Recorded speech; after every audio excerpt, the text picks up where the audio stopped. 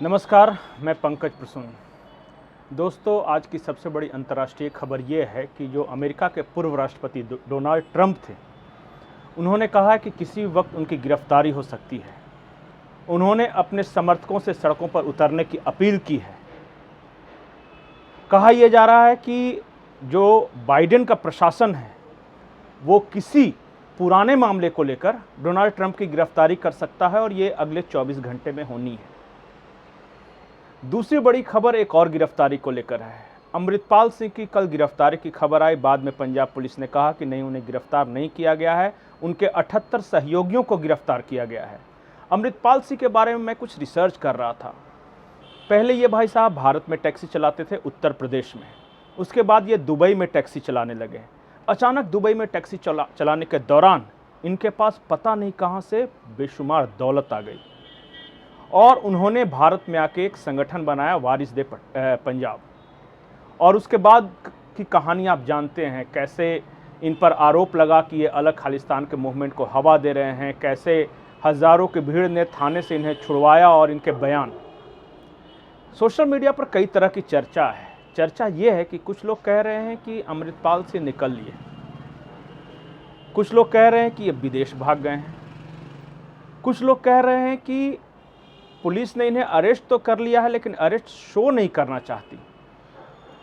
कुछ लोग तो ये भी कह रहे हैं कि चाहे कुछ भी हो जाए, इनमें से कोई खबर सही हो या गलत हो, लेकिन भारत सरकार और पंजाब पुलिस ये स्थिति कभी नहीं आने देगी कि उनके मज़ार कहीं बने, उन्हें शहीद का दर्जा दिया जाए और बाद में उन्हें उनका नाम लेकर यहाँ देश में राजनीति हो।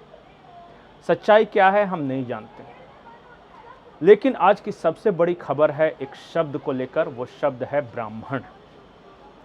आपको पता होगा, बिहार में एक यूट्यूबर है जिसका नाम है मनीष कश्यप।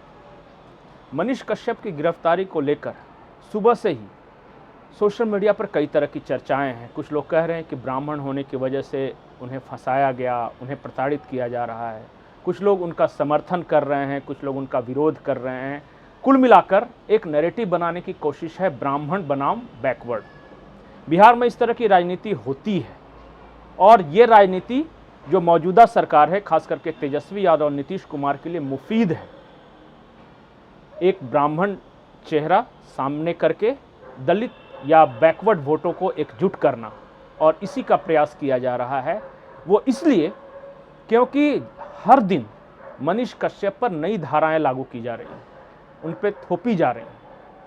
कभी यूट्यूब के माध्यम से माहौल ख़राब करना, तो कभी झगड़े की कोई धारा लगा दिया जा रहा है, कभी इनकम टैक्स डिपार्टमेंट, कभी कहा जा रहा है कि यूट्यूब से उन्होंने जो कमाई की वो गलत है, गलत तरीके से कमाई की, कई तरह। और हर दिन कोई न कोई धारा जोड़ी जा रही है। जब हम ब्राह्मण शब्द की बात करते हैं तो एक ब्राह्मण शब्द की चर्चा उत्तर भारत में है। ब्राह्मण महासभा अब महापंचायत करने जा रही है और उस महापंचायत में केंद्रीय मंत्री नितिन गडकरी के शामिल होने की सूचना है, वो शामिल हो सकते हैं। अब सवाल कुछ लोग ये कर रहे हैं कि जब नितिन गडकरी ब्राह्मण महासभा की बैठक में शामिल होंगे तो क्या वो इस सवाल का जवाब देंगे कि नुपुर शर्मा को किसके कहने पर भारतीय जनता पार्टी से निकाला गया? वो कौन सी लॉबी है जो बीजेपी के अंदर सवर्णों को, खास करके ब्राह्मण, राजपूत आदि को टारगेट कर रही है? और क्या सचमुच भारतीय जनता पार्टी के अंदर ऐसी कोई लॉबी है?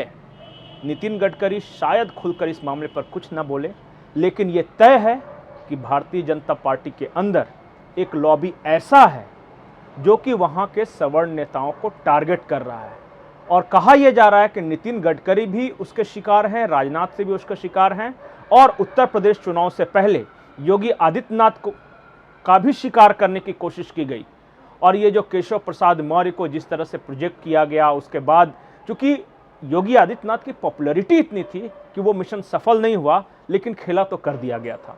केशव प्रसाद मौर्य खुद चुनाव हार गए, इसलिए वो मिशन ठंडे बस्ते में चला गया। लेकिन बार बार बीजेपी के अंदर से ये सवाल उठ रहे हैं कि क्या बीजेपी के अंदर का एक तबका ऐसा है जो सवर्ण नेताओं को खासकर किनारे पर लगाने के मिशन पे काम कर रहा है? और सबसे बड़ा सवाल ये कि जो तबका सवर्ण नेताओं को टारगेट कर रहा है या उन्हें किनारे लगा रहा है, उसकी अगुवाई कौन कर रहे हैं? नाम लेना फिर से कह रहा हूं उचित नहीं होगा, क्योंकि बीजेपी के अंदर फिलहाल वो तबका बहुत पावरफुल है, लेकिन अंदर खाने कई तरह की चर्चाएं हैं। नमस्कार।